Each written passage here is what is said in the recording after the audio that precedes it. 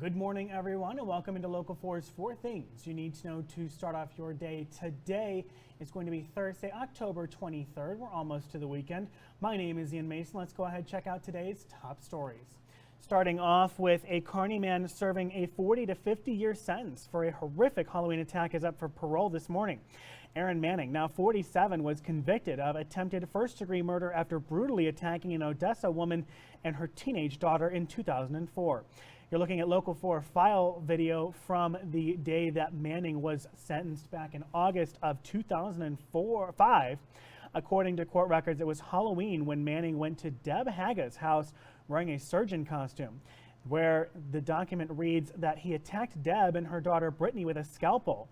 Both Deb and Brittany survived the attack, but a doctor had testified that cuts were within millimeters of hitting either their jugular veins or carotid arteries. It was only after Brittany was able to stab Manning and remove the surgical mask they identified the attacker as Manning. He was the roommate and friend of Deb's estranged husband and Brittany's father, James Haga. In a previous reporting, it was said that Manning had threatened to return if charges against Haga weren't dropped. At the time of the attack, Haga was facing sex crime charges, which he later was convicted and served time for. This is the second time now that Manning has been up for parole, with his hearing set for 8:30 a.m. this morning in Lincoln. We'll track this closely on Local 4, so make sure you have our mobile app or our Roku app to stay up to date.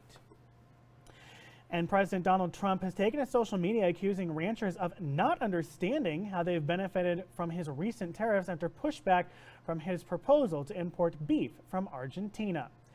As far as what the president was saying on Wednesday afternoon, in part, quote, "If it weren't for me, they would be doing just as they've done for the past 20 years. Terrible." He highlighted the 50% tariff he imposed early August on imports from Brazil, one of the top sellers of beef to the United States.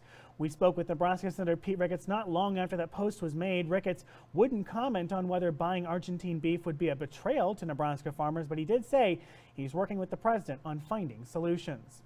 Also on Wednesday, the Trump administration says they plan to release more than $3 billion in aid to try to stabilize the ag sector in the meantime. In response, the CEO of the National Cattlemen's Beef Association responded with a statement, in part saying his organization, quote, "cannot stand behind the president while he undercuts the future of family farmers and ranchers by importing Argentinian beef." And in an update to a story we brought you here earlier this month, Nebraska DHHS has officially received a letter from the USDA stating that should the government shutdown last through November, federal funds used for SNAP benefits that month will not be dispersed to states. A cause for concern for organizations like the Food Bank of Lincoln. Nebraska DHHS has not yet shared that letter with the public themselves, as many other departments from other states have. The department did say in a statement that shared with us that they're prepared to communicate with SNAP recipients regarding the status of their benefits should the shutdown continue. Currently, around 150,000 Nebraskans utilize SNAP each month.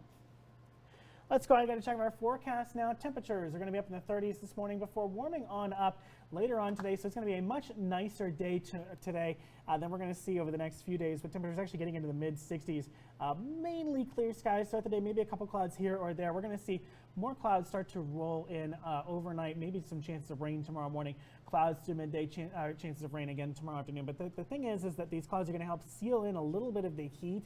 And so we're going to see our low temperatures kind of warm up a little bit overnight, but then we're going to see those high temperatures not quite reach as high as today, just because the clouds are going to prohibit that heat from coming into our atmosphere. Temperatures maxing out 59 on Friday, mid-50s on Saturday, before back in the high 50s on Sunday. Monday, chances of rain returning, pretty decent chance of rain, in fact, before we drop down into the mid-50s later on next week.